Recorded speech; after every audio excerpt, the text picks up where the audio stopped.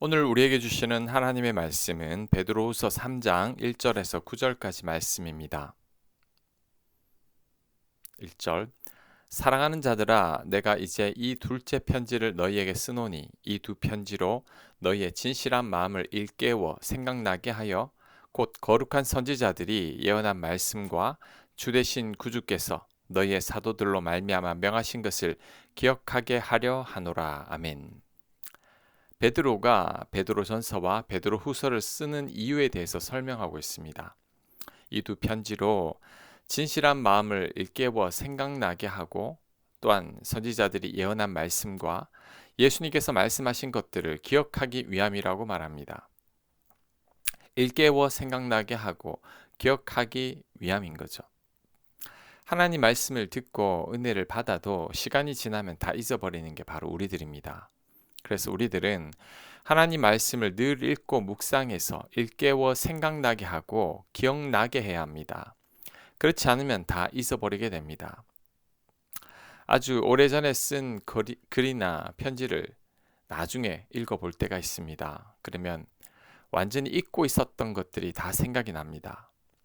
과거에 쓴 설교문을 읽어봐도 그때 하나님께 받았던 은혜와 말씀이 다시 떠오릅니다. 우리가 성경 말씀을 읽고 묵상해야 하는 이유가 바로 여기에 있습니다. 읽지 않고 묵상하지 않으면 다 잊게 됩니다. 심지어 내가 쓴 글인데도 완전히 새로울 때가 있습니다. 다 잊어버린 거죠. 그러니 베드로의 권면처럼 계속해서 성경 말씀을 읽고 묵상을 해야 합니다.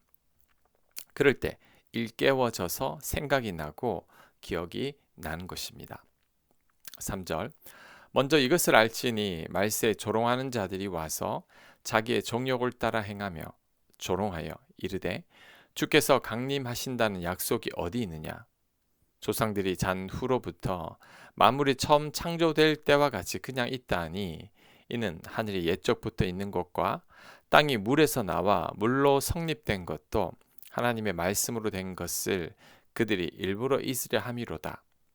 이로 말미암아 그때 세상은 물이 넘침으로 멸망하였으되 이제 하늘과 땅은 그 동일한 말씀으로 불사르기 위하여 보호하신 바 되어 경건하지 아니한 사람들의 심판과 멸망의 날까지 보존하여 두신 것이니라. 아멘. 거짓 선지자들이 믿음으로 행하는 자들을 조롱합니다. 예수님이 언제 강림하시냐? 예수님 오시지 않는다. 창세 이래로 이 땅 그대로 있다. 예수님이 오시기는 뭐가 오신다는 말이냐? 이런 식으로 그리스도인들을 조롱했던 겁니다. 하지만 그렇지 않습니다. 노아의 홍수가 있었듯이 또 한 번의 심판이 있을 것이라고 합니다. 과거의 심판이 물로 인한 심판이었다면 두 번째 심판은 불로 인한 심판이라고 합니다. 이 불로 경건하지 아니한 자들이 결국은 심판을 받게 된다고 베드로는 말씀하고 있습니다. 8절 사랑하는 자들아 주께는 하루가 천년 같고 천년이 하루 같다는 이 한 가지를 잊지 말라. 아멘. 주께서는 하루가 천년과 같고 천년이 하루와 같다고 합니다.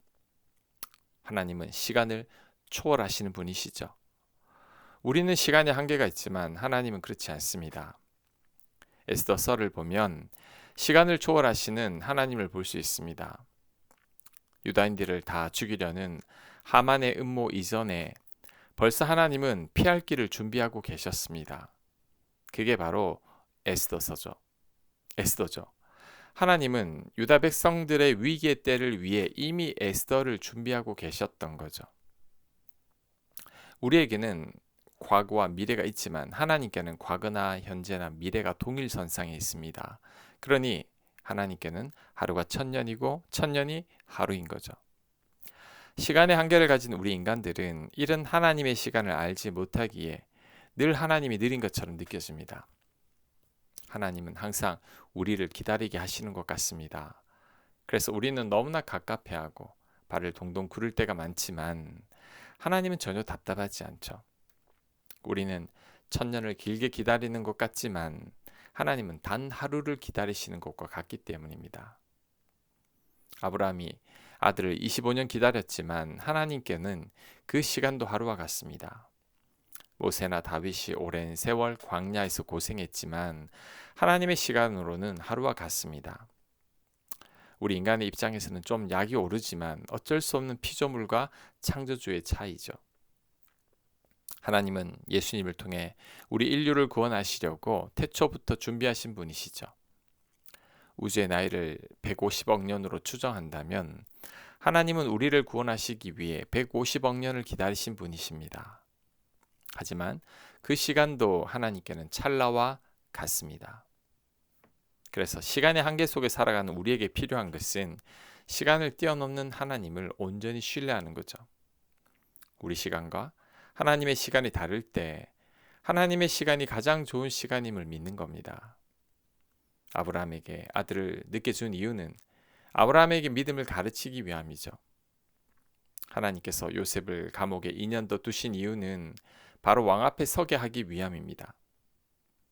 모세와 다윗을 광야로 보내신 이유는 하나님의 사람으로 만들기 위함이죠. 하나님의 시간에는 합당한 이유가 다 있습니다. 지금 혹 하나님을 기다리고 있거나 응답이 지연되고 있어서 낙심해 있다면 마음을 다잡아야 합니다. 초조해야 할 필요가 없습니다. 하나님은 나를 위한 가장 좋은 때에 가장 좋은 길로 인도하시는 분이십니다. 우리는 그 사실을 믿기만 하면 됩니다. 그리고 지금은 깨닫지 못하겠지만 나중에는 다 알게 됩니다. 나를 기다리게 하신 이유를, 기다림이 하나님의 놀라운 사랑임을. 우리는 그 하나님만 신뢰하고 오늘만 믿음의 걸음을 내디디면 됩니다. 그럴 때 하나님께서 우리를 가장 복된 길로 인도하실 것입니다.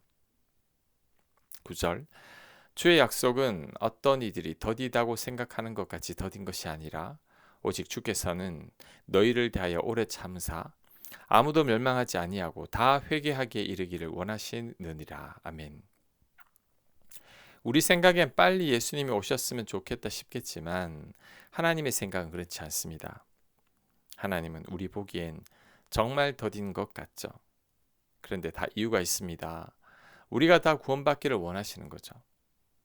하나님은 우리가 아무도 멸망하지 아니하고 다 회개하여 구원받기를 원하십니다. 그래서 더디 오시는 거죠.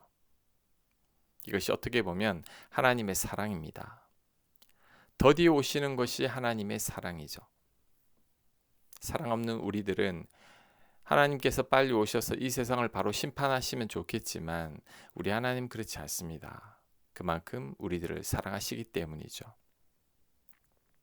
주님이 늦게 오시는 것 외에도 하나님은 늘 우리를 기다리게 하시는 것 같이 느껴집니다. 앞에서도 언급했지만 하나님은 늘 늦게 오시는 것 같죠. 그래서 속도 상하고 기다림에 지치기도 합니다. 그런데 이때도 기억해야 합니다. 하나님께서 기다리게 하실 때에는 다 이유가 있는 거죠. 모든 게 다 우리의 유익을 위해서입니다. 그러니 우리도 이 사실을 믿고 하나님을 기다려야 합니다. 혹 나를 기다리게 한다고 해도 절대 불평하거나 낙심해서는 안 됩니다. 지금은 깨닫지 못하지만 나중에는 다 알게 되죠. 나를 기다리게 하신 이유를, 기다림이 하나님의 놀라운 사랑임을. 이제는 하나님을 기다리실 때 지치지 않으시길 바랍니다. 초조해하지도 말고 불평해하지도 않기를 바랍니다. 다 이유가 있는 겁니다. 하나님은 천년이 하루 같고 하루가 천년 같습니다. 우리 하나님은 시간을 초월하시는 분이시죠. 그러니 우리는 그 하나님만을 믿기만 하면 됩니다. 하나님을 신뢰하고 오늘만 믿음의 걸음을 내디디면 됩니다. 그럴 때 하나님께서 우리를 가장 선하게 인도하실 것입니다. 그럴 때 가장 복된 삶을 살게 될 것입니다. 아멘. 묵상과 적용 질문입니다. 지금 내 생각보다 더딘 것 같은 것은 무엇입니까? 지연되는 시간을 통해 나에게 유익한 게 무엇인지 묵상해 보시기 바랍니다. 기도합니다. 하나님, 우리 원대로 되지 않을 때, 우리가 원하는 시간대로 되지 않을 때 더욱더 하나님을 신뢰하게 하시고 기다리게 하여 주시옵소서. 예수님 이름으로